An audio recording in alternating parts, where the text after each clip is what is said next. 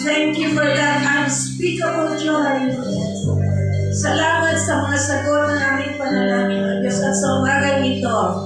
Hayaan mo, Panginoon, ang iyong mga salita ay patuloy na magturo sa amin upang patuloy kami maglingkod sa iyo, O Diyos. Lord, Ikaw ang Diyos ni Abraham, ni Isaac, ni Jacob, at Ikaw rin ang aming Diyos. At sa umagang ito, we bring you back all the praises, the glory and thanksgiving. In Jesus' name, amen. Kanina po tayo makaupo. Hallelujah. Amen. Good morning, good morning.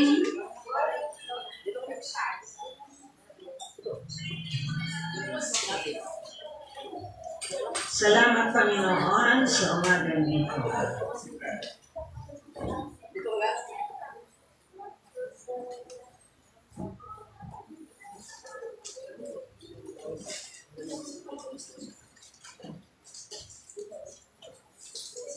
Good morning po sa nanonood ng live.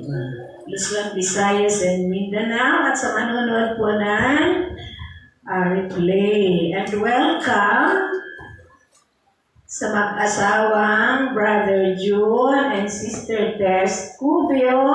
Kasama po ang kanilang mga napalapakan po natin ng Panginoon. God is good. God is our healer. God is our provider. And nothing is too hard for the Lord. Amen? Praise God. Salamat sa may plano ang Diyos sa buhay niyo. Okay. Welcome to Sunday Worship Service. Today is April 19, 2026. Okay, our topic is in the midst of darkness, still light shines upon it. Ibig sabihin po, sa madilim nating paligid, minsan may mga buhay po tayo na punong-puno ng kalungkutan, punong-puno ng problema. Subalit, yung pong liwanag ng Diyos ay patuloy na lumiliwanag sa bawat isa sa atin at patuloy po natin siyang nararanasan. Ang ating pong subtopic ay When God Breaks the Silence. Okay, buksan po natin ang 1 Samuel. Unang Samuel. Ang unang pong Samuel ay pagkatapos ng Ruth. Okay, unang Samuel, chapter 3, beginning verse 1. Okay po. Now the boy Samuel was ministering to the Lord before Eli, and the word from the Lord was rare in those days. Visions were infrequent. It happened at the time as Eli was lying down in his place. Now his eyesight had begun to grow dim, and he could not see well. And the lamp of God had not yet gone out, and Samuel was lying down in the temple of the Lord, where the ark of God was. That the Lord called Samuel and said, Here I am. Then he ran to Eli and said, Here I am, for you called me. But he said, I did not call you. Lie down again. So he went and lay down again. So ako po'y nagbabasa sa NASB version. Okay, tutuloy po natin mamaya ang pagbabasa. Ang tanong po ngayon, sino po ba si Samuel? Pwede sabihin nyo, ayaw po yung aming kapitbahay, hindi po yun. Si Samuel po ay anak ni Hannah at ni Elkanah. During that time, si Hannah po ay hindi magkaanak-anak. Hindi po siya nagkakaanak. At ang sabi po ng Biblia sa chapter 1 of Samuel, 1 Samuel, sinaraduhan ng Diyos ang kanyang sinapupunan. Subalit siya po ay nanalangin sa Diyos upang siya po ay pagpalain. During the time of the Old Testament, kapag wala kang anak, ikaw ay kahabag-habag. At ikaw ay kahiya-hiya na parang bilang asawa kang babae, hindi mo man lang naranasan ang pagiging nanay. So ito po ang naranasan ni Hannah. Okay. So, ang kanya pong tatay ni Samuel ay si Elkanah. So, sa kanya pong kapapanalangin, siya po ay tinugon ng Diyos. At ang sabi po ni Hannah, Panginoon, kapag ako'y biniyayaan mo ng anak, siya ay ihahandog ko sa iyo forever at siya ay maglilingkod sa iyo. So, tinugon po siya ng Diyos sapagkat nakita ng Panginoon yung laman ng kanyang puso. Okay. So, ang sabi po ng Biblia, si Elkanah ay Ephraimite. Subalit hindi po siya Ephraimite, doon lang po siya nakatira. Siya po ay galing sa lahi ni Levi from the clan of Kohath. Yung pong tinatawag na Kohathites. Okay. So, pansinin po natin sa chapter 3, verse 1. Kailan po ba nangyari ang istorya ni Samuel? Ito po'y nangyari during the time of the Judges. Okay, nabasa niyo na po ba ang Judges? Okay. During the 11th century and 10th century BC. Okay. So, sa Old Testament po, ang dating from higher number to the lowest. So, from 11th century to 11th century to 10th century BC. Okay. And during this time, yung pong kwento ni Samuel, ito po ay critical transition. Nung siya po ay umupo bilang judge at bilang propeta, ito po ay critical transition.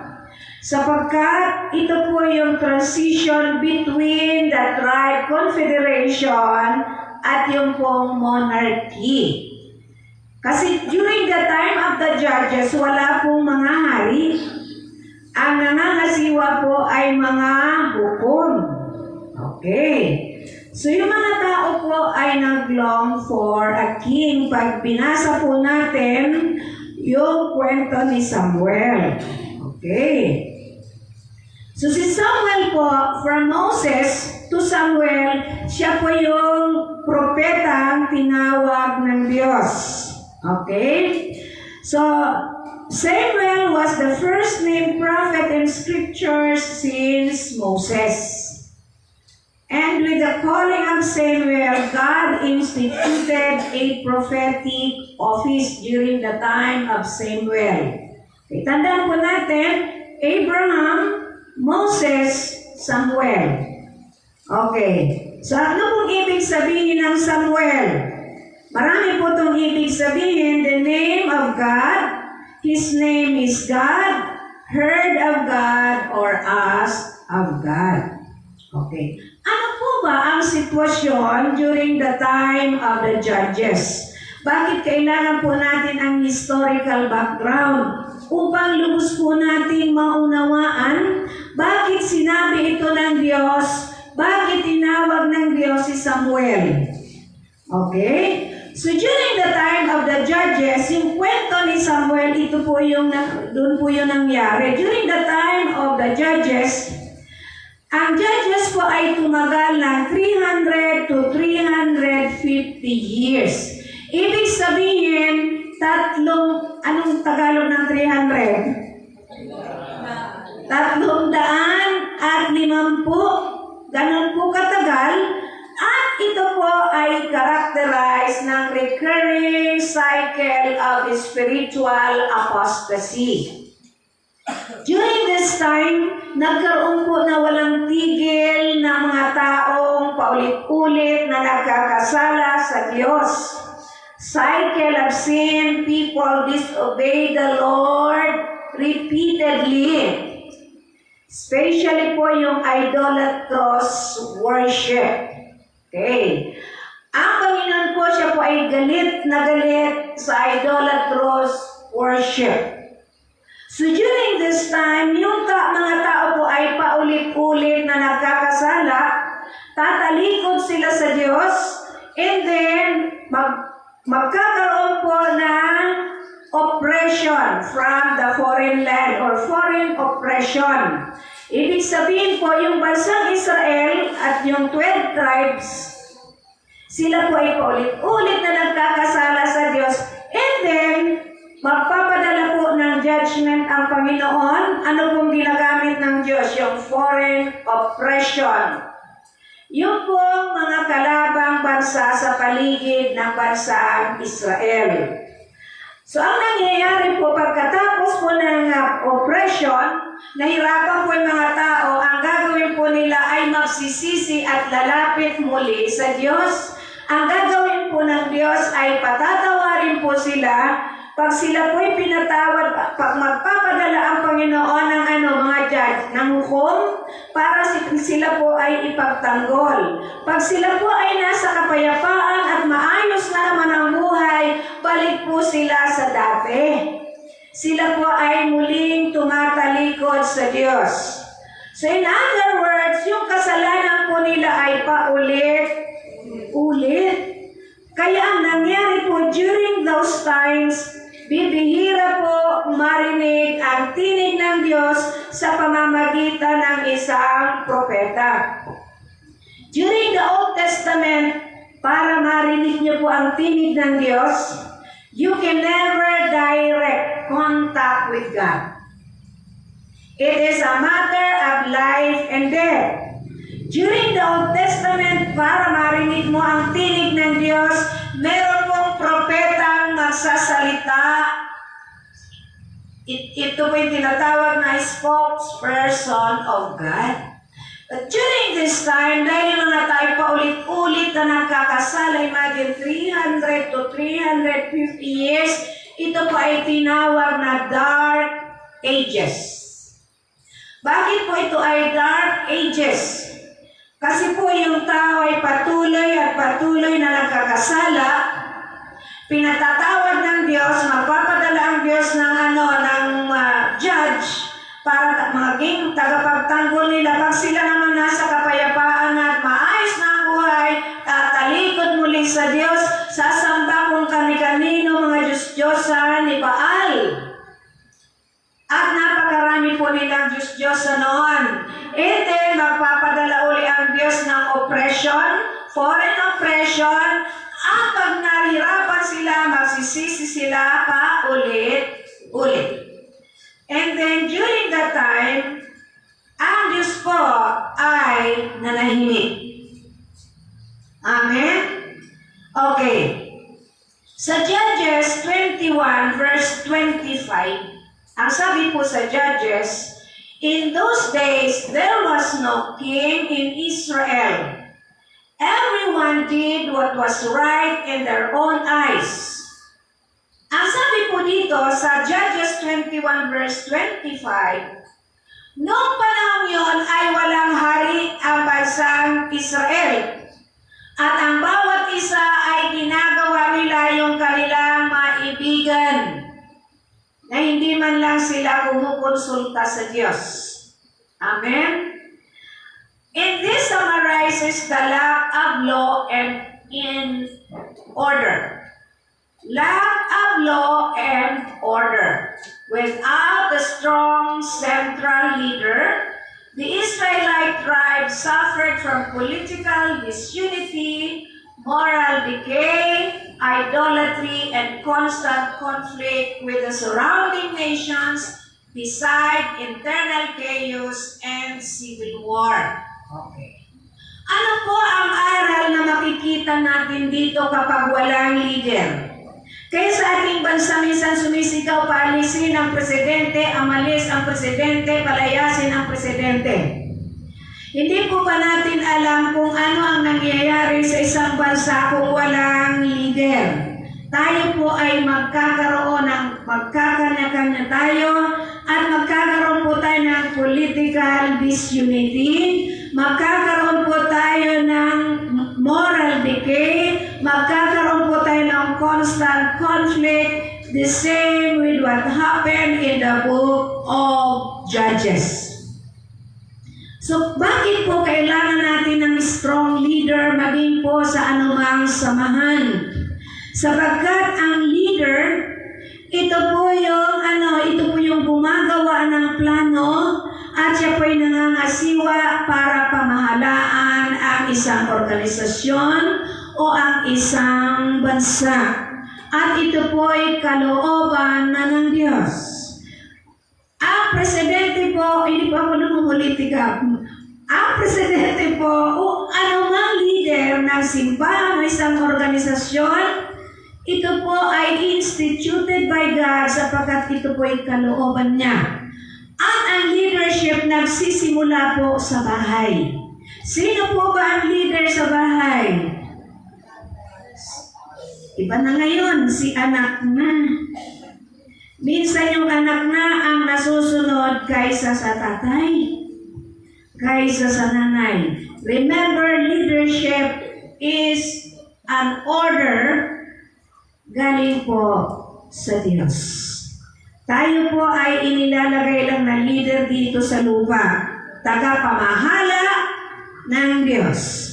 And then, ang sabi po rito, because of that situation na sila ay nagkakanya-kanya, kasi po during that time, tribo-tribo. May 12 tribes man in Israel.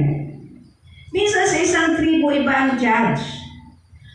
Minsan pag sila po ay nagkakasala, sila ay nagbabangayan. Yung mga tribo, ang tawag po dito ay civil war.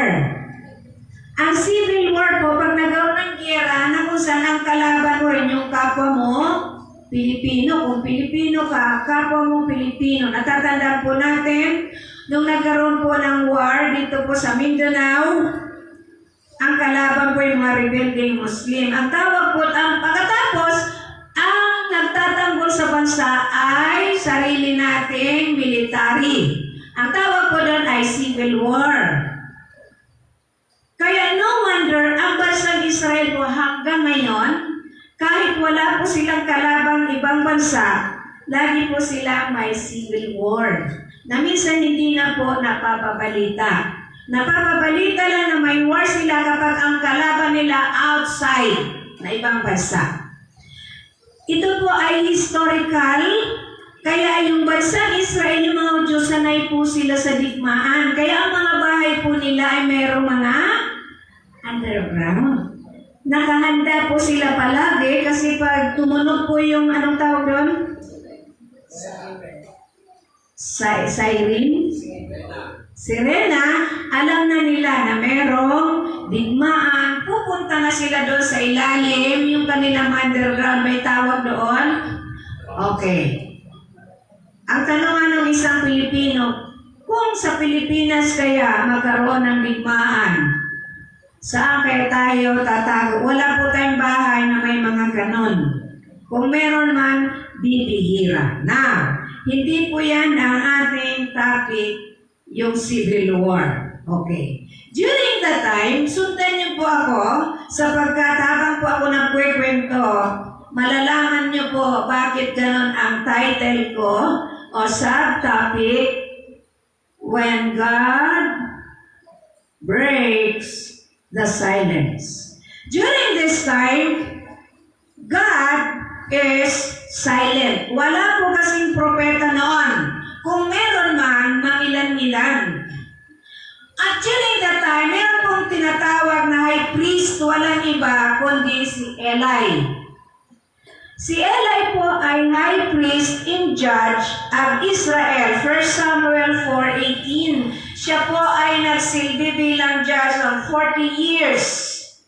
Subalit siya po ay kilala bilang isang leader na mahina, passive leadership, and failed to restrain his two sons for their corruption and blasphemy. So si Eli po ay isang high priest.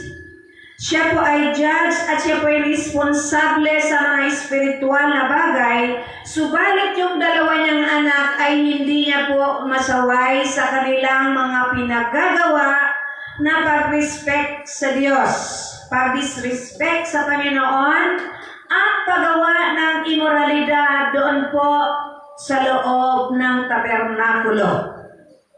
In other words, nangyari po ito dahil ang bansang Israel during the time of the judges, sila po ay nagpakasama-sama. Okay? They engage in debt or in-debt depravity. Okay? Sila po ay naglilingkod sa tabernacle, subalit hindi po nila kilala ang Diyos. Amen? Posible pala yon na naglilingkod ka sa church. Meron kang ministeryong ginagampanan, subalit hindi mo kilala ang Diyos na pinaglilingkuran mo. Wala akong kausap. Roma number 1. The rareness of prophetic words and vision. Now the boy Samuel was ministering to the Lord before Eli. And the word from the Lord was rare in those days. Visions were infrequent. Ibig sabihin, during the time, bibihira po na marinig ang tinig ng Diyos at bibihira po silang makakita ng pangitain. God was silent, and it is a major problem in Israel during that time. The primary way people heard from the Lord was through prophetic words and visions. Ang paraan lang para makita mo o marinig mo ang tinig ng Diyos at makakita ka ng pangitain ay sa pamamagitan ng propeta. Subalit ngayon po ay iba. Because of Jesus Christ, death, burial, and resurrection, and when we accept Jesus as our Lord and personal Savior, we have now a direct contact. We have now a direct access to the Father through Jesus Christ. Ang sabi ng Panginoon, I am the way, the truth, and the life.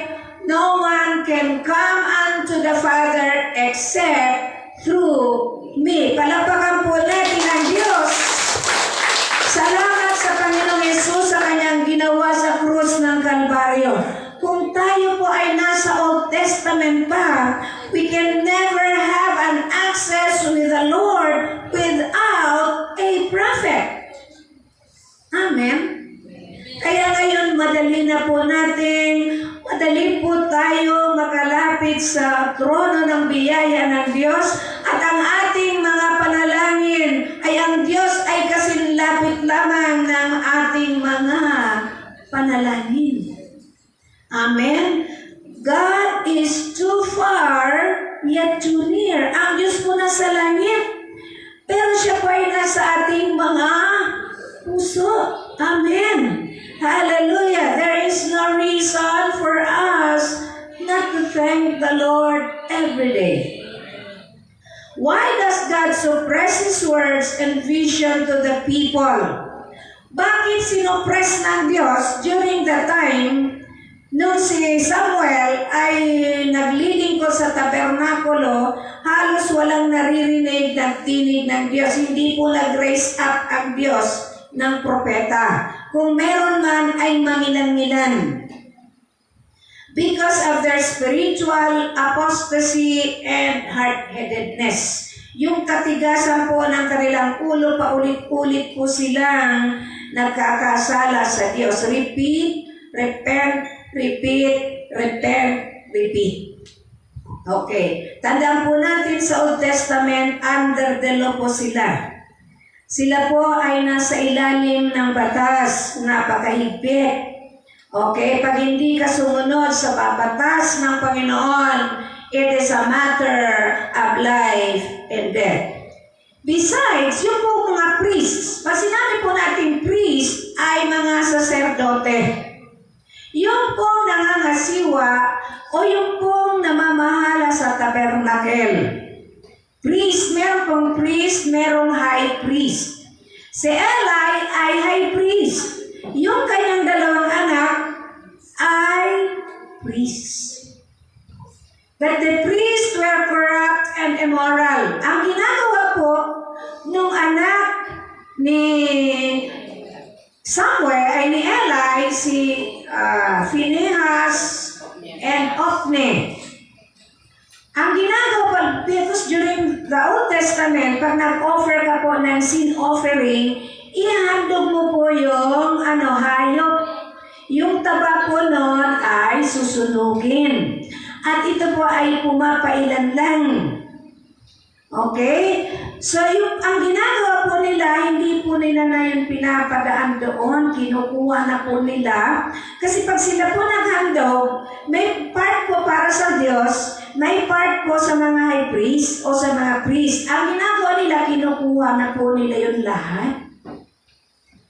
Galit na galit po doon ang Panginoon because that is a sin offering. And then they are immoral.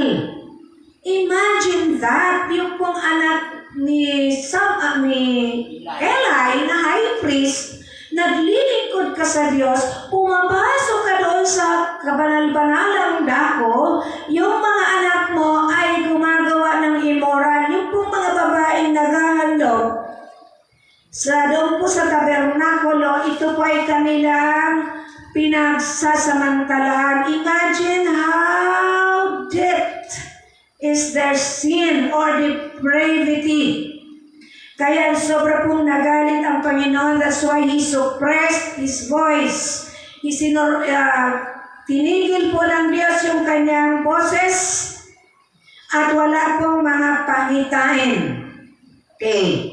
So God stopped speaking through them. This was a time in Israel's history when Israel was out of communication with God.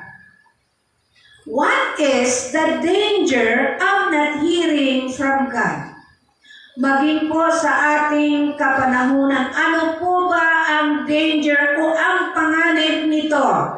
Proverbs 29 verse 18:8, where there is no revelation, people cast off restraint, or in other translation says, without vision, the people will perish. Ano po ba ang danger nito kapag wala na po tayo naririnig na tinig ng Diyos? Sa ating panahon ngayon, paano po natin naririnig ang tinig ng Diyos? Sa pamamagitan ng panalangin, sa pamamagitan ng pagbabasa ng Biblia, sa pamamagitan ng pagdalo sa mga gawain katulad nito, pakikinig ng mensahe, pagdalo sa mga Bible study, doon po natin maririnig ang tinig ng Diyos. Nung araw sa Old Testament, kailangan pong may tagapamagitan, kailangan may spokesperson, walang iba kundi propeta.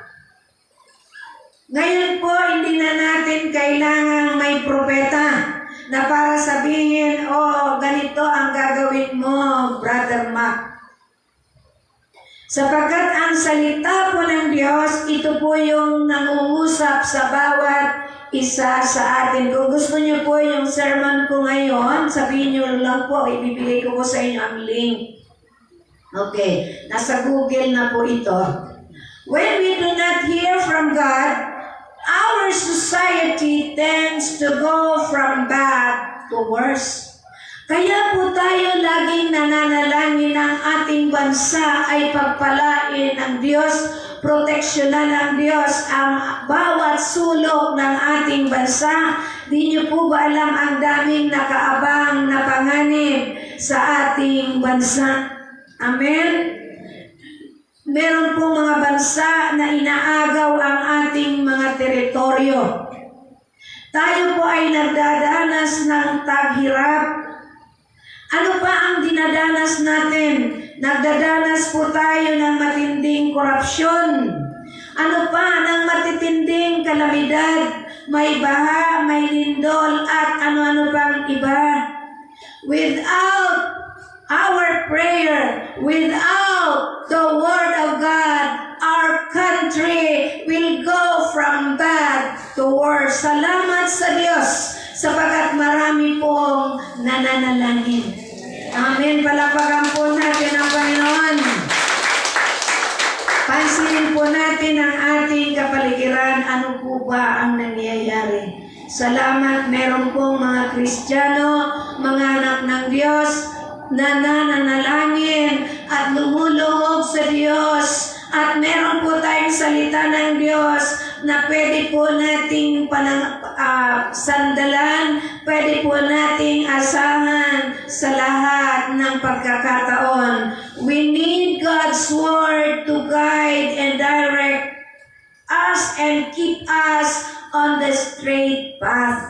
Ang sabi po sa Psalms 119 verse 105, Your word is a lamp to my feet and a light to my path. Ang iyong mga salita, ito ay ang aking ilawan at ang aking liwanag sa landas na aking tinatahak. Amen. Tandaan po natin ang ating kapaligiran ay spiritually in darkness. Excuse me po. Marami pong problema, marami pong alok ang sanlibutan, marami pong alok si Satanas, lalong-lalo na po sa mga kabataan. So, kailangan po natin ang salita ng Diyos to direct our path upang tayo po ay makasunod sa Panginoon. Tandaan po natin, ang Diyos po ay muling babalik. Sapagkat without the vision, without the Word of God, mahihirapan po ng isang bansa, ang isang tao ay makalakad ng tuwid sa Panginoon. That's why during that time, God gave a judgment. The worst judgment ng bansa ay mararanasan ay yung pong kakulangan ng tinig ng Diyos. Yung pong wala po silang naririnig na tinig ng Diyos, this is a greatest judgment. Amos 11,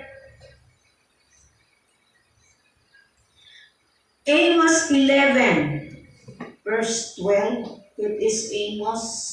Okay, sabi po rito, the days are coming, declares the sovereign Lord, when I will send the famine through the land, not a famine of food or a thirst of water, but a famine of hearing the words of the Lord.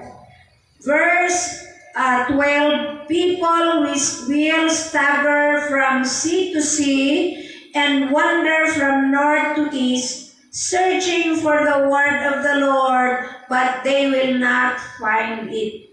Ang sabi po sa Amos, darating ang panahon, declare, ang sabi ng Panginoong makapangyarihan sa lahat, na hindi ko na ipapadala yung anong famine? Anong famine? Tagutom, hindi tagutom ng pagkain. Hindi tagsalat ng pagkain, hindi tagsalat ng tubig, kundi tagsalat ng salita ng Diyos. Sabi sa verse 12, ang mga tao ay pupunta doon sa sea, from sea to sea. Ibig sabihin, yung mga tao ay iikot pupunta sa ibang lugar from north to east. Hahanapin nila ang salita ng Diyos, pero hindi na po nila matagpuan.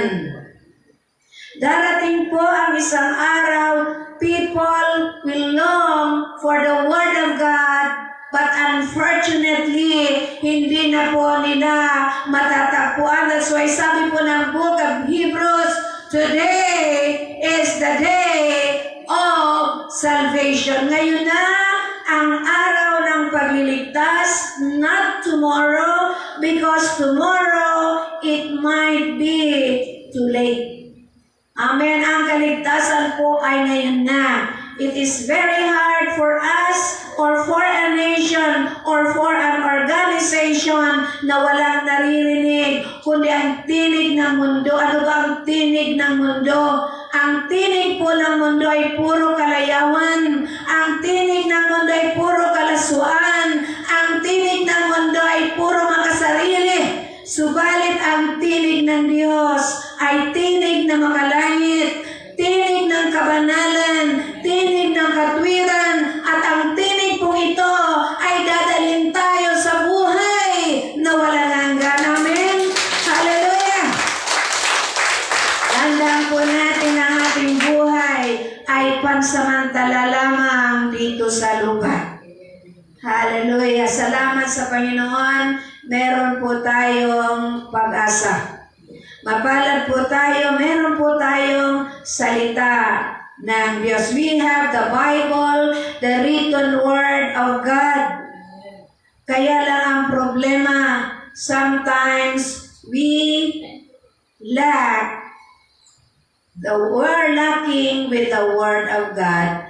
Samantalang abot kamay na po natin ang salita ng Diyos. Amen? Okay, papaano po tayo nagkukulang sa salita ng Diyos ngayon? We have lack of availability. Yung pong available time to read. Amen? We are unwilling to read and study the Bible.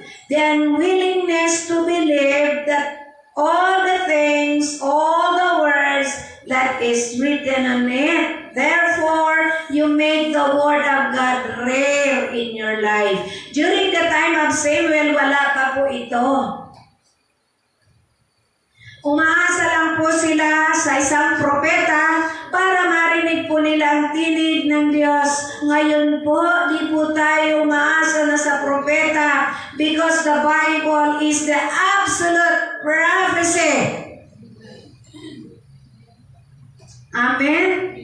Kaya pag tumayo po dyan kung ano-anong sinasabi, go back to the Bible. Pag di po kayo nagbabasa ng Biblia, matatakot kayo. Meron pong isang negro na panay ang prophesy sa Bible. Ang dami pong natakot.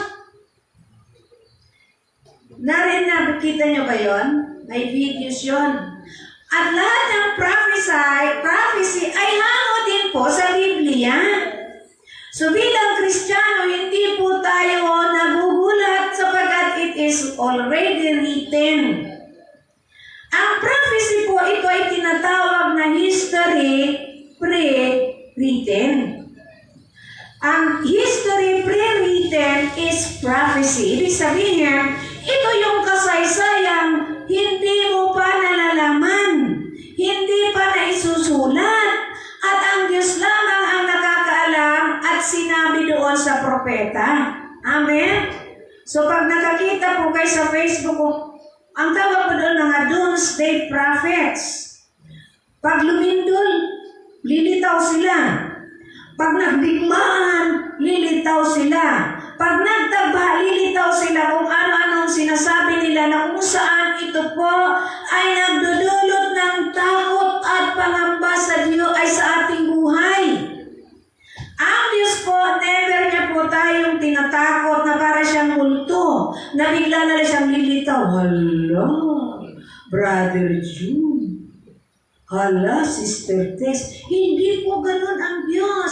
God is a compassionate God. God is a loving God. But also, He is a righteous God. Pag sinabi po nating righteous, it involves punishing the wicked and rewarding the righteous. Siya po ay nagpaparusa sa mga taong ayaw magsisi. At siya naman po ay nagbibigay ng reward o regalo sa mga taong matutuwid. Pero mahal po ng Diyos ang mga makasalanan. Galit po ang Diyos sa kasalanan. Kaya nga po, tinuturoan po tayo ng Biblia that we have to share the Word of God with a loving heart. Huwag niyo pong takutin yung mga pinupunta. Hala, dadating na ang Panginoon, ayusin mo yung buhay mo. Huwag pong ganun. Ha? Because ang Diyos po, hindi niya po tayo tinatakot. Ang salita po ng Diyos, ito po ay nagdudulot sa atin ng kapayapaan. Nagdudulot sa atin ng pag-asa. Nagdudulot sa atin ng kagalakan. Hindi po takot. Iisa lang po ang takot na itinuturo sa Biblia, the fear of God. Ano pong fear of the Lord? Ito po yung natatakot ka na masaktan mo ang damdamin ng Panginoon. Ayaw mo siyang mapahiya. Ayaw mong suwayin yung kanyang kalooban. Ayaw mong malungkot ang Diyos dahil sa ating ginagawang mali. Kaya hindi po, kumbaga, pag alam mo ng mali, hindi mo gagawin because you have the fear of the Lord. Hindi po tayo natatakot sa Diyos kasi para kang nakakita ng multo. Hindi po multo ang Panginoon. He is God. He is a living God. He is the image of the invisible God. He is present in our lives today. Palakpakan po natin ang Panginoon. We have to read the Word of God. We have to meditate on the Word of God para hindi po tayo makatulad doon sa time ng mga judges na sinoppress ng Panginoon yung kanyang tinig na wala na po rin nakikitang mga pangitain. Amen? Papaano po sa pamamagitan ng pagbabasa ng salita ng Diyos sapagkat ang salita ng Diyos ay si Jesus, John 1, chapter 1, verse 1. In the beginning was the Word, and the Word was with God, and the Word was God. Sa pasimula pa ay ang salita, at ang salita ay sumasa Diyos, at ang salita ay Diyos. Amen. Kaya pag binasa niyo po ito, naririnig niyo po yung tinig ng Panginoon. Amen. Okay, doon po sa John chapter 1 verse 14, sino po yung word na yon? And the word became flesh. Yung salita ay nagkatawang tao. Sino yun? Si Jesus Christ. He dwells among us. Amen. At nakita natin yung kanyang kaluwalhatian. Hallelujah. Palakpakan natin ang Panginoon. At ang nangungusap sa atin ngayon, hindi na po mga propeta. Hebrews chapter 1 verse 1 to 12. Sabi po rito, God after spoke from long ago to the fathers and the prophets in many portions and in many ways. Verse 2, in these last days, sino nang nangungusap sa atin? He has spoken to us in His Son. Ang God the Father ay nangungusap sa atin sa pamamagitan ng Kanyang anak. Papaano po sa pamamagitan pa rin ng pagbabasa ng salita ng Diyos, pagdalo sa mga gawain, pakikipag-fellowship sa mga kapatiran, ano pa po, at ano pa, marami pong bagay. At marami po tayong paraan po ang Diyos para sa atin, para marinig natin ang Kanyang tinig. Amen. Hindi na po pupunta yung propeta, ako, propeta. Pagkatapos sasabihin, sino papiliin natin ng ating sasabihan, ng prophecy. Si Ate Rose. Papa, ako ay propeta. Ang sabi ng propeta, ikaw, Ate Rose, ay ganito, ganito, ganyan. Tingnan po natin ang sinasabi ng salita ng Diyos. Huwag po tayong basta makikinig. Amen? Napakapalad po natin. Meron po tayong salita ng Diyos. Kaya nga lang laging nakasarado. Pag linggo dadali natin, Lunes, ilalagay sa cabinet. Tapos pag linggo, papagpagan. Tapos dadalhin sa church. Hindi po masama na pagpagal nyo yun. Hindi po masama ilagay nyo sa mataas na lugar. Ang masama po doon, hindi nyo man lang binabasa. Wala akong kausap. Wala man lang nag-inig. Hindi ko po alam yung ginagawa nyo pag nasa bahay na kayo. Alam po yan ng Diyos. Okay? So, reminder po ito sa atin ng Panginoon. Next, Roma number 2. Rareness. Pag sinabi po natin rareness, ang ibig sabihin? Bibihira. Ano pa? Madalang. Rareness of spiritual sensitivity on the part of Eli. Sino po ba si Eli?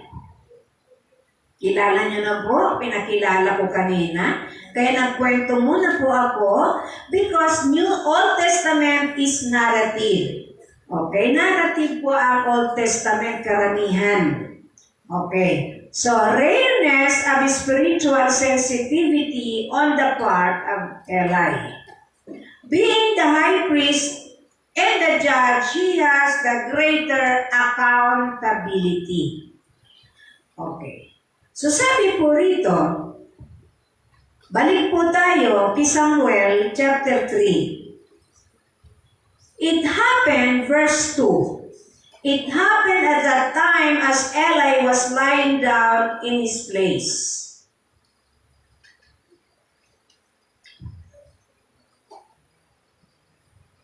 Now his eyesight had begun to grow dim, and he could not see well. Verse 4.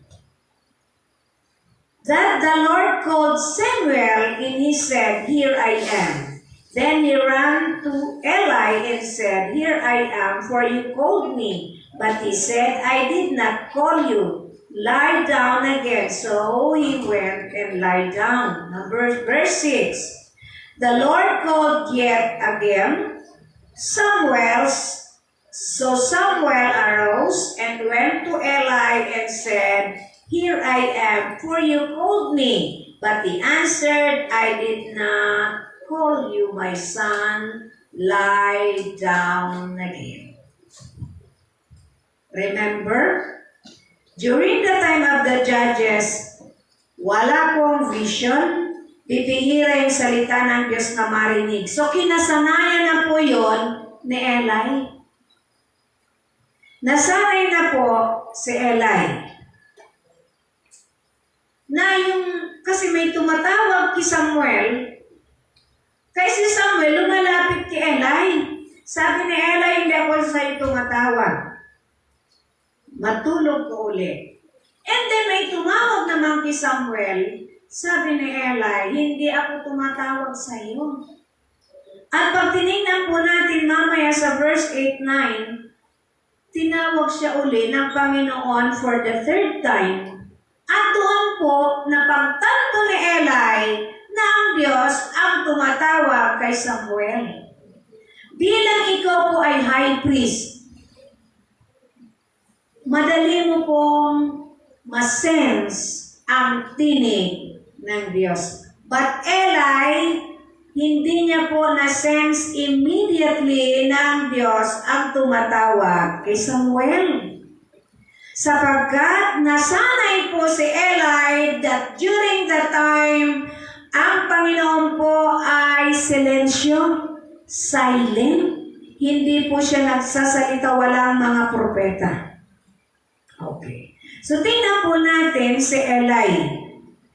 The following details are very rich in symbolism. Ang sabi po rito, Eli's eyes are weak.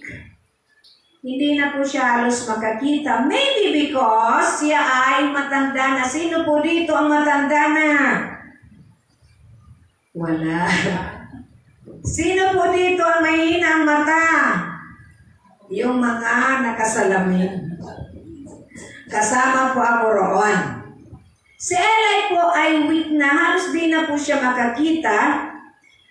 Maybe because siya ay matanda na, or he has a weak spiritual vision.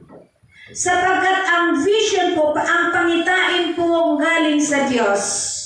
Kapag ito po'y galing sa Diyos, hindi kailangan na malinaw ang mata mo. Hindi kailangan na malinaw ang pandinig mo.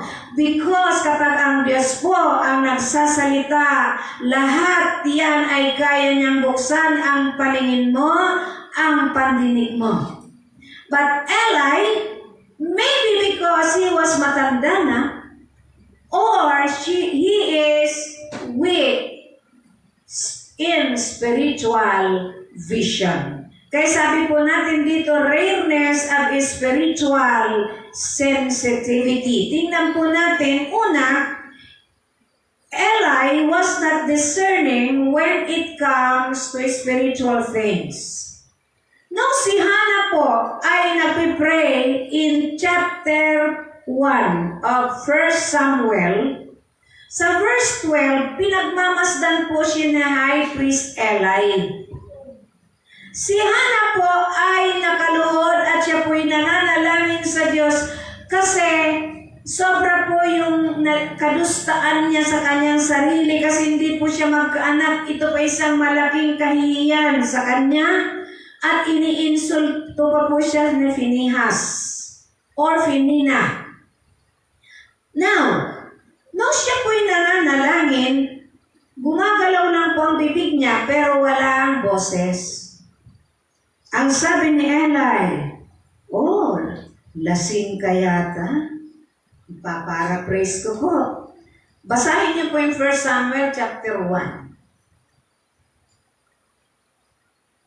Sabi ni Eli, tigil-tigilan mo ngayang paglalasing mo.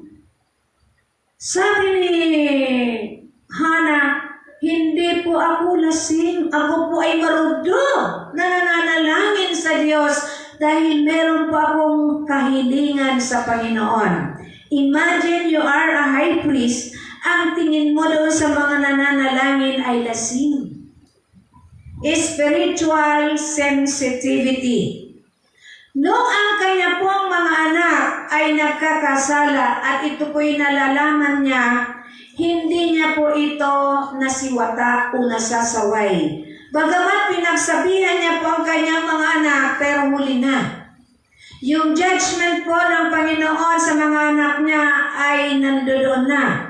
Ang sabi ng propetang walang pangalan, ang sabi kay Eli, minsan lang po ito dumalaw sa kanya. Ang iyong mga anak dahil sa kanilang mga kasalanan, mamamatay silang sabay. So hindi po na sense o lack of spiritual sensitivity si Eli.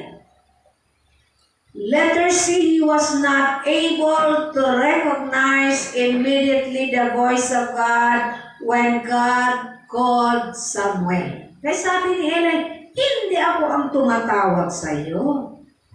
Ito kasi si Samuel, hindi niya pa po kilala ang tinig ng Diyos. Hindi pa po siya nakaranas ng prophetic vision kasi bata pa po siyang nandoon sa tabernakulo kasama-sama ni Eli. He was approximately 12 to 13 years old. So bata pa po siya. Bakit nandoon po siya sa templo? Siya po yung pangako ni Hannah na pag siya'y nagkaanak, ihahandog niya sa Diyos ng buong buo. Amen? Okay, so kulang po siya sa spiritual sensitivity. His eyes, his fading vision was not only because of his old age. This is highly symbolic and significant because Israel during that time, they had never heard the word of God. Kung may marinig man sila, bihira. Kaya nasanay na po si Eli na alam niya wala ng tinig ang Diyos. Bilang po mga mananampalataya, bilang po mga binago ng Diyos ang buhay, kailangan po meron po tayong spiritual sensitivity between right and wrong. Amen? Bilang po tayo nabubuhay sa mundong ito, alam po natin yung kalooban ng Diyos at ang hindi niya kalooban. Salamat po sa Panginoon sapagkat meron po tayong Word of God na nababasa at naririnig po natin ang tinig ng Diyos. Every time we call upon the name of Jesus, meron pong nangyayari sa ating buhay na minsan hindi po natin nakikita pa, pero may ginagawa po ang Panginoon. Amen? Palakpakan po natin ang Diyos. Hallelujah. Next time, we will study the call of Samuel that gave Israel a ray of hope. Yun ba ang ating next na pag-aaralan next Sunday? Sapagkat hanggang dito na lang po yung ating pakikinggan. Umaten po kayo next week sapagkat ang tinig po ng Diyos ay muli nating maririnig sa pamamagitan ni Samuel. Ang sabi po ni Samuel sa chapter 1 Samuel chapter 3 verse 10, ang sabi po ni Samuel, nung tinawag siya ng Panginoon, Samuel, Samuel, anong sabi ni Samuel? Here I am, or speak, Lord, for your servant is listening. Because during the third time na tinawag ng Diyos si Samuel, ang sabi ni Eli, ito ang sasabihin mo. Speak, Lord, for your servant is listening. Kaya yung fourth time na tinawag ng Diyos si Samuel, Samuel, Samuel. Ang sabi ni Samuel, speak, Lord, for your servant is listening. Samuel was called 2 times. Abraham was called 2 times. Moses was called 2 times. This is very significant na tawag ng Diyos. Ibig sabihin, meron po siyang napakahalagang ipapagawa sa iyo. Kapag tinawag po tayo ng Diyos, hindi po ito biro. Do not make joke sa tawag ng Panginoon. Amen. Kapag tinawag po tayo ng Diyos, meron siyang ipapagawa sa ating napakahalaga. Amen. Hallelujah. Thank you, Lord. Speak, Lord, for your servant is listening. Ito po yung ating panalangin. Speak, Lord, for your servant is listening every time na tayo po ay nananalangin. Because this is our turning point. When we say to God, speak, Lord, for your servant is listening. Panginoon, turuan mo kaming makinig sa tinig mo, Diyos. Sa aming pagbabasa ng mga salita, sa aming mga pananalangin, Panginoon. Lord, sa aming pagdalo sa gawain, bago po kami gumawa ng mga gawaing bahay, ng aming mga gawain sa opisina, Lord, speak to us. Your servant is listening. Panginoon, turuan mo kami araw-araw na makinig sa iyong tinig. Katulad ni Samuel, Lord, siya po ay nakinig sa iyong tawag. Siya po ay sumunod. Hindi lamang siya nakinig, kundi siya ay sumunod sa iyo, Panginoon. Lord, teach us to be humble. Turuan mo kaming maging mapagpakumbaba sa harapan ng Diyos. Sapagkat wala po kami magagawa kung kami walay sa iyo. Thank you, Jesus. Salamat po, Diyos. Salamat sa iyong tinig. Na palagi namin maririnig mula sa mga araw na ito, sa mga oras na ito. Patuloy kaming makikinig sa iyong tinig, Panginoon, upang magkaroon kami ng tamang direksyon sa buhay. Salamat po, Diyos. We give you all the glory, the honor, and praises. In Jesus' name. Amen. Thank you, Jesus. Tinatawagan ko po. Kasi